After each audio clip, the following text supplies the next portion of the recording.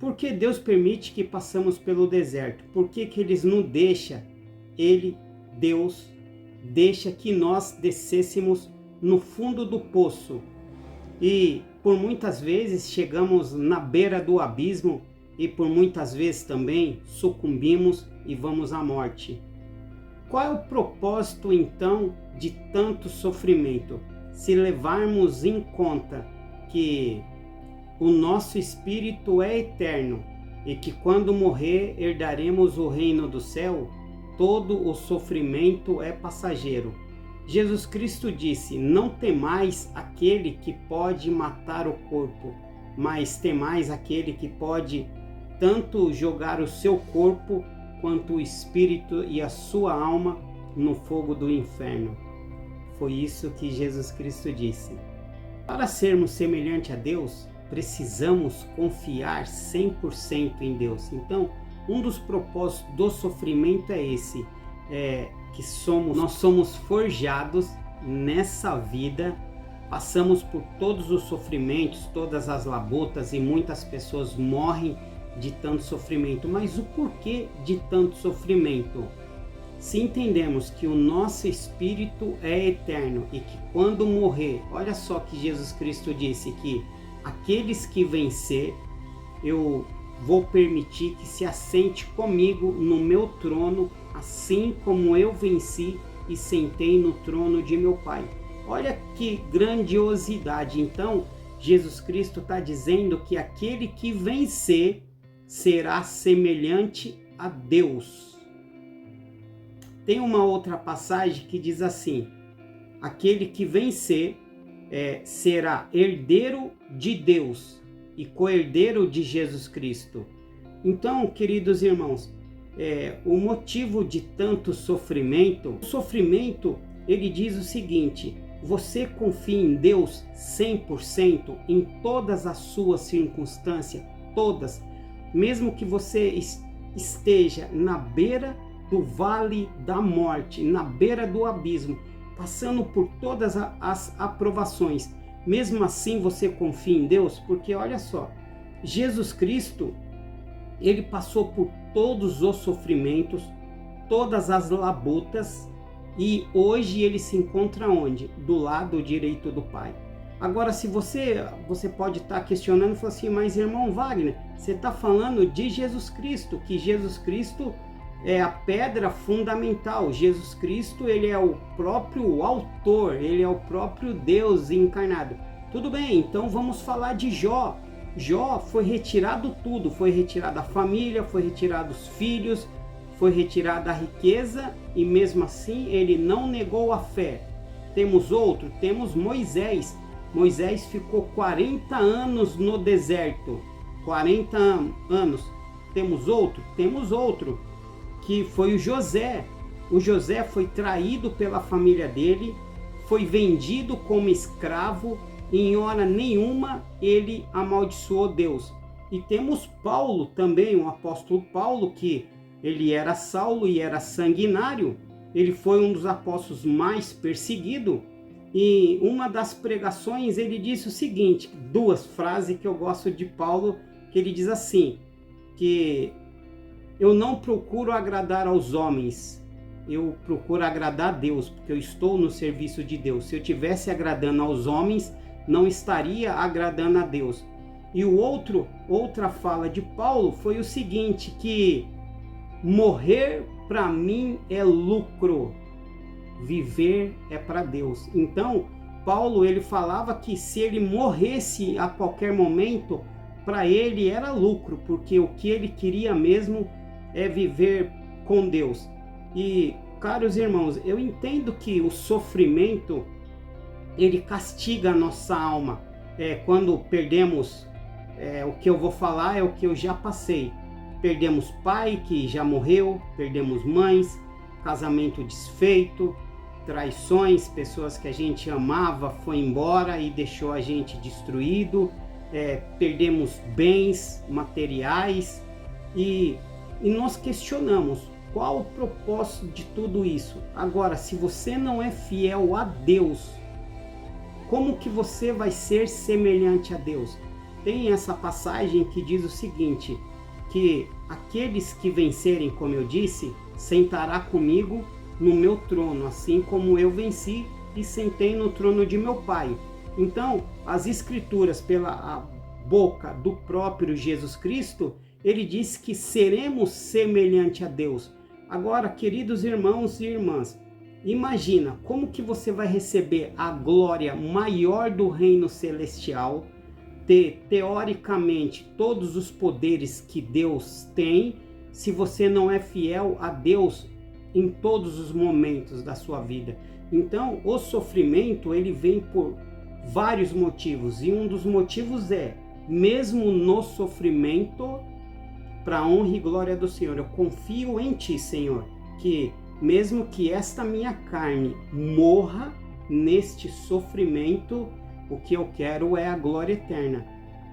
Irmãos, eu sei que é difícil, mas se você for ver, todos os apóstolos de Jesus Cristo, eles morreram, eles não tinham fartura, eles levaram uma vida ao Evangelho de Jesus Cristo. Mas aí você questiona e diz assim, irmão, mas vivemos em uma outra época que não é necessário o total sacrifício, não precisamos abdicar de tudo. Aí eu digo para você que mais ou menos, não é bem assim, porque as Escrituras não mudam. Por que que Jesus Cristo disse que é muito mais fácil um rico entrar no reino dos céus do que um camelo passar pelo orifício de uma agulha? Eu não vou entrar nem no detalhe do que é o orifício de uma agulha. Tem vários pastores que, em vez de transmitir a mensagem real de Cristo, se pega o que é o orifício de uma agulha. Mas vamos lá. Por que que Jesus Cristo disse isso? Porque como que você é rico, tem milhões e vê o próximo passando fome, vê o próximo passando necessidade e não ajuda? Então, como eu estava dizendo sobre a parábola do jovem rico, que Jesus Cristo disse que é muito mais fácil um rico entrar no reino dos céus do que o camelo passar pelo orifício de uma agulha, se entendermos que somos ricos e milionários e vemos alguém passando fome, se somos verdadeiramente de Deus, não vamos ajudar aquele irmão que está com fome, não vamos dividir o nosso pão ao meio e dar para os necessitados?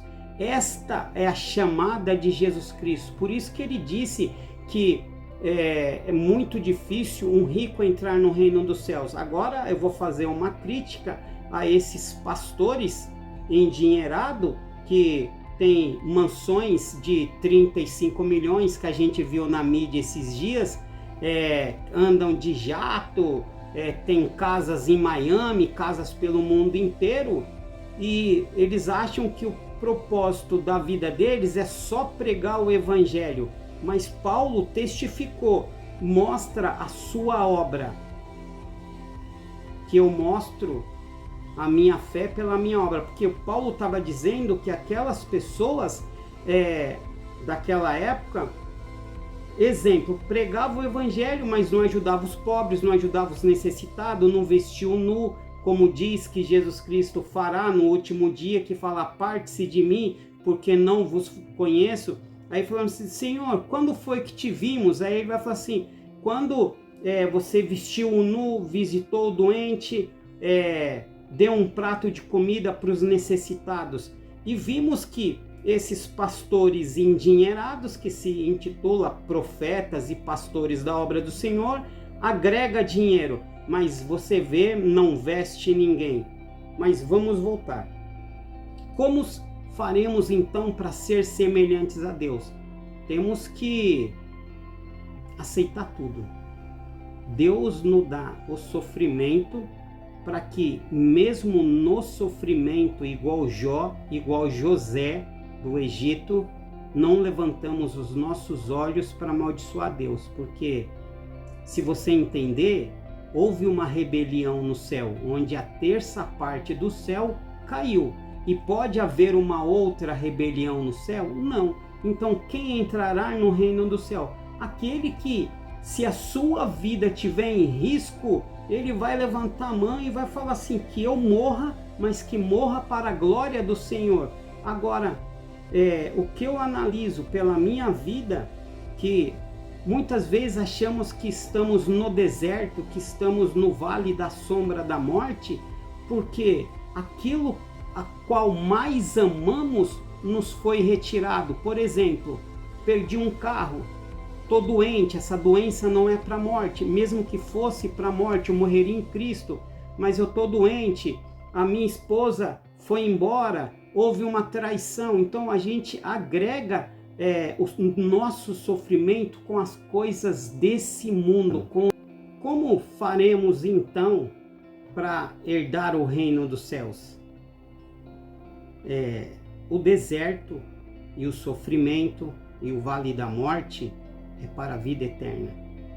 Deus quer que mesmo na sua alegria, a honra e glória é dele. Mesmo na sua tristeza, a honra e a glória é dele.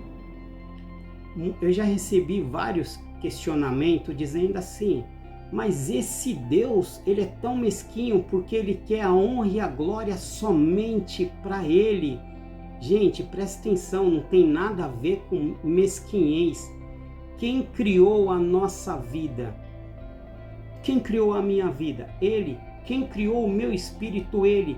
Quem tem a chave da vida eterna? É Ele. Então, olha só, Ele não precisa de mim.